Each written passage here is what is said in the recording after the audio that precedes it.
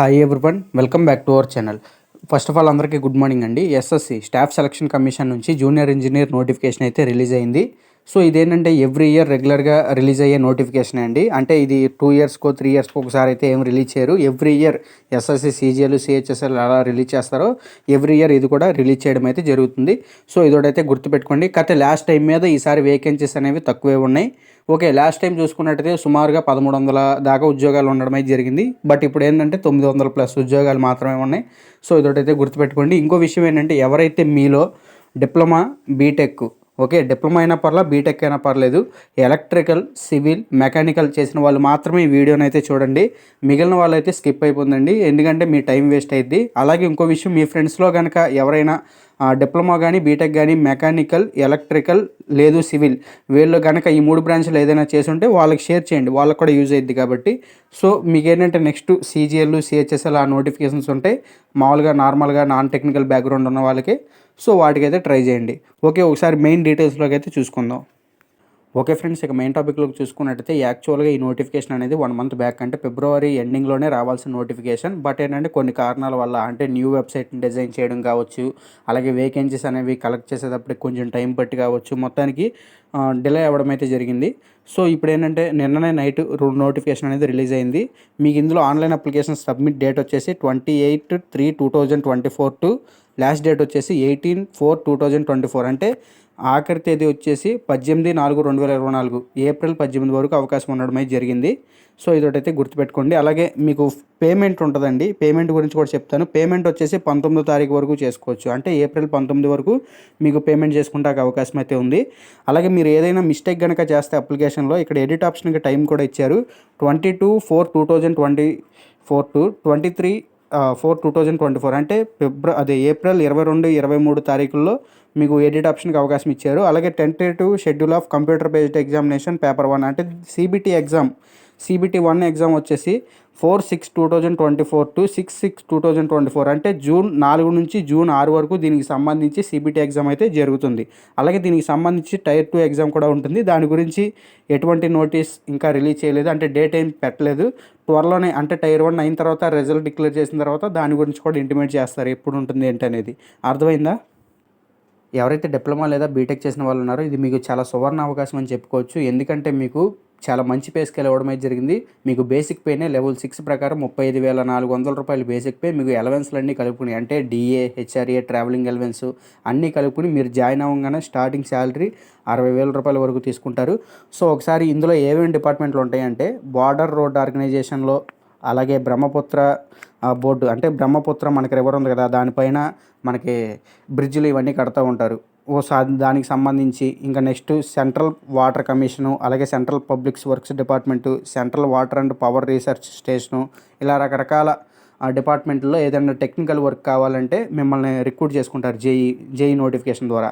So ఇది qualifications ఏంటంటే మీకు బార్డర్ రోడ్ ఆర్గనైజేషన్కి మట్టికి మీరు డిప్లొమా లేదా బీటెక్ చేసినా పర్లేదు. డిప్లొమా చేస్తే మీకు 2 ఇయర్స్ వర్క్ ఎక్స్పీరియన్స్ ఉండాలి. బీటెక్ చేస్తే ఎటువంటి ఎక్స్పీరియన్స్ అవసరం లేదు. బీటెక్ సివిల్ ఇంజనీర్ చేసినా ఎలిజిబుల్, అలాగే బీటెక్ వచ్చేసి ఎలక్ట్రికల్ ఆర్ మెకానికల్ ఇంజనీర్ చేసినా ఎలిజిబుల్. లేదు మీకు డిప్లొమా చేయాలంటే డిప్లొమా చేస్తే కనుక మీకు 2 ఇయర్స్ ఎక్స్పీరియన్స్ ఉండాలండి. బీటెక్ చేస్తే ఎక్స్పీరియన్స్ అవసరంలా. అర్థమైందా? ఇదొకటైతే గుర్తుపెట్టుకోండి. ఇక నెక్స్ట్ అసలు ఎటువంటి ఎక్స్పీరియన్స్ లేకుండా డిప్లొమాకి లేవా అంటే ఉన్నాయి. ఇక్కడ ఒకసారి చూడండి. మీకు బ్రహ్మపుత్ర బోర్డు ఉంది కదా, అందులో మినిస్ట్రీ ఆఫ్ జలశక్తి, ఇందులో చూసుకున్నట్టయితే 3 ఇయర్స్ డిప్లొమా చేస్తే సరిపోద్ది అని చెప్పడం అయితే జరిగింది. సో ఇంకా రకరకాలు ఉంటాయండి ఇందులో. మీరు ఒకసారి డిస్క్రిప్షన్లో లింక్ ఇస్తాను, దాని ద్వారా కూడా చూడండి. మెకానికల్కి ఉన్నాయి, ఎలక్ట్రికల్కి ఉన్నాయి, సివిల్కి ఉన్నాయి. మీకు ఎటువంటి ఎక్స్పీరియన్స్ లేకపోయినా పర్లేదు డిప్లొమా మీద, ఇది చాలా మంచి అవకాశం అని చెప్పుకోవచ్చు. ఒకసారి నోటిఫికేషన్ డిస్క్రిప్షన్లో ఇస్తే ఒకసారి చెక్ చేయండి. ఓకే, ఇక ఏజ్ లిమిట్ విషయానికి అయితే వద్దాం. ఏజ్ లిమిట్ విషయానికి వచ్చినట్టయితే మీకు ఇందులో 2 రకాల ఏజ్ లిమిట్లు అయితే ఉంటాయి. అంటే కొన్ని పోస్టులకు వచ్చేసి మీకు అంటే కొన్ని డిపార్ట్మెంట్లో కొన్ని పోస్టులకు వచ్చేసి అప్ టు 30 ఇయర్స్ వరకు, కొన్ని పోస్టులు వచ్చేసి అప్ టు 32 ఇయర్స్ వరకు మీరు అప్లై చేసుకుంటాకైతే అవకాశం ఉంటుంది. సో ఒకసారి మీకు అప్ టు 30 ఇయర్స్ వరకు ఉన్న డిపార్ట్మెంట్లో అప్లై చేసుకోవాలంటే మీకు ఏజ్ లిమిట్ వచ్చేసి 2/8/1994 టు 1/8/2006 ఈ మధ్యలో మీరు పుట్టి ఉంటే మీరు అప్లై చేసుకోవచ్చు. ఇంకా నెక్స్ట్ అప్ టు 30 ఇయర్స్ ఉన్న ఏజ్ లిమిట్ వరకు ఒకసారి చూసుకున్నట్టయితే 2/8/1992 టు 1/8/2006 ఈ మధ్యలో మీ యొక్క డేట్ ఆఫ్ బర్త్ ఉంటే మీరు అప్లై చేసుకోవచ్చు. సో అర్థమైంది అనుకుంటున్నాను. ఇక నెక్స్ట్ ఏజ్ రిలాక్సేషన్ కూడా ఉంది. ఎస్సీ, ఎస్టీ వారికి యాజ్ యూజువల్గా 5 ఇయర్స్ ఏజ్ రిలాక్సేషన్, ఓబీసీ వారికి 3 ఇయర్స్ ఏజ్ రిలాక్సేషన్ ఉండడం అయితే జరిగింది. ఈ నోటిఫికేషన్కి మీరు ఇంట్రెస్ట్ ఉండి అప్లై చేసుకుందాం అనుకుంటే వెంటనే అయితే అప్లై చేసుకోండి. చివరి వరకు వెయిట్ చేయొద్దు. అంటే మనకి ఏప్రిల్ 18 వరకు అవకాశం ఉంది అని చెప్పి వెయిట్ చేయొద్దు. మీకు అప్పటి వరకు వెయిట్ చేస్తే సర్వర్ బిజీ అనేది అయ్యిద్ది. సో దీనికి సంబంధించి అప్లికేషన్ ఫీజు ఎంత అని ఒకసారి చూసుకున్నట్టయితే 100 రూపీస్ ఫీజు అయితే ఉందండి. ఎవరైతే unreserved, EWS, OBC male candidates ఉన్నారో వీరికి మాత్రమే. ఓకే, ఎస్సీ, ఎస్టీ, ఉమెన్ అలాగే డిసేబిలిటీ క్యాండిడేట్స్ వీరికి ఎటువంటి ఫీజు లేదు. మీరు ఫ్రీగా అప్లై చేసుకోవచ్చు. ఓకే, అర్థమైంది అనుకుంటున్నాను. ఇక ఈ నోటిఫికేషన్కి సంబంధించి అప్లై చేసుకున్నప్పుడు మీరు ఆంధ్రప్రదేశ్ వారైతే ఆంధ్రప్రదేశ్లో ఎగ్జామ్ రాసుకోవచ్చు. టీఎస్ వారైతే తెలంగాణలో ఎగ్జామ్ రాసుకోవచ్చు. ఒకసారి చూసుకున్నట్టయితే ఇందులో ఎగ్జామ్ సెంటర్స్ ఎక్కడెక్కడ ఇచ్చారంటే చీరాల, గుంటూరు, కాకినాడ, కర్నూలు, నెల్లూరు, రాజమండ్రి, తిరుపతి, విజయవాడ, విశాఖపట్నం అలాగే విజయనగరం కూడా ఇవ్వడం అయితే జరిగింది. తెలంగాణ వారికి కరీంనగర్, హైదరాబాద్, వరంగల్. సో ఇవి ఎగ్జామ్ సెంటర్స్ ఇవ్వడం అయితే జరిగింది. ఓకే ఫ్రెండ్స్, దీనికి సంబంధించి మీకు సెలక్షన్ ప్రాసెస్లో భాగంగా ఓన్లీ ఎగ్జామ్స్ మాత్రమే ఉంటాయి. CBT1, CBT2 ఈ రెండు ఉండడం అయితే జరుగుతుంది. ఎవరైతే CBT1 క్వాలిఫై అవుతారో వాళ్ళని CBT2గా అయితే పిలుస్తారు. ఈ CBT1 వచ్చేసి ఆల్రెడీ మనకి ఇందాక డేట్స్ కూడా అనౌన్స్ చేశారు. జూన్ 4, 5, 6 ఈ 3 తారీఖుల్లో CBT1 అయితే జరుగుతుంది. సో దీనికి సంబంధించి CBT1లో అంటే CBT1 అంటే పేపర్ 1 ఇందులో ఒకసారి చూసుకున్నట్టయితే ఏమేమి క్వశ్చన్స్ వస్తాయి, టైం ఎంత ఇస్తారనేది చూసుకుందాం. జనరల్ ఇంటెలిజెన్స్ అండ్ రీజనింగ్ అంటే మీకు కేవలం రీజనింగ్ ఉంటుంది. 50 క్వశ్చన్లు, 50 మార్కులు. అలాగే జనరల్ అవేర్నెస్ అంటే మీకు ఇందులో general studies, general awareness, current affairs వీటి నుంచి క్వశ్చన్స్ అయితే వస్తాయి. 50 క్వశ్చన్లు, 50 మార్కులు.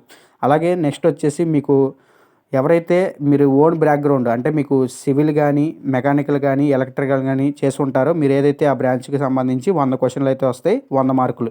టోటల్గా మీకు 200 క్వశ్చన్లు, 200 మార్కులు. సమయం వచ్చేసి 2 గంటలు. మీకు ఒక క్వశ్చన్ రైట్ అయితే 1 మార్క్ ఇస్తారు.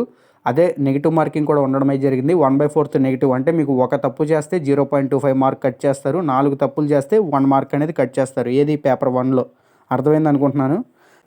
ఓకే, పేపర్ 1 అయిన తర్వాత పేపర్ 2 ఉంటుంది. ఈ పేపర్ 2, పేపర్ 1 సేమ్ డే ఏం కాదండి. పేపర్ 1 అయిపోయిన తర్వాత మీకు ఒక 1.5 మంత్కి రిజల్ట్స్ వదులుతారు. రిజల్ట్స్ వదిలిన తర్వాత అక్కడ నుంచి ఒక 1 మంత్ లేదా 20 డేస్ ఉంటుంది పేపర్ 2 రాయడానికి.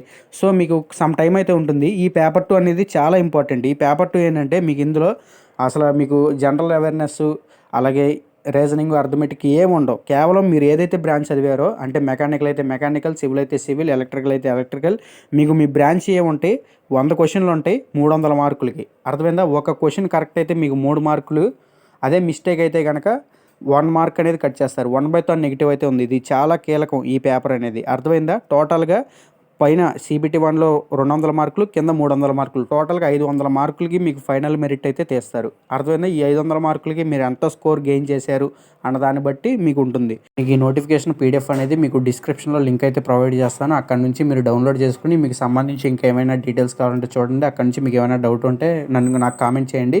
అలాగే ముఖ్యంగా సిలబస్ అండి, ఎవరి సిలబస్ వాళ్ళకే ఉంది. అంటే సివిల్ వాళ్ళకి సివిల్ సిలబస్, ఎలక్ట్రికల్ వాళ్ళకి ఎలక్ట్రికల్, మెకానికల్ వాళ్ళకి మెకానికల్ సిలబస్. అంటే ఏమి ఉంటాయి అనేది ఒకసారి చూడండి. అంటే మెకానికల్ అంటే ఫ్లూయిడ్ మెకానిక్స్ అలాగే థర్మోడైనమిక్స్ కొంచెం ఇలాంటివి ఉంటాయి కదా మనకి మెకానికల్కి, ఒకసారి చూడండి.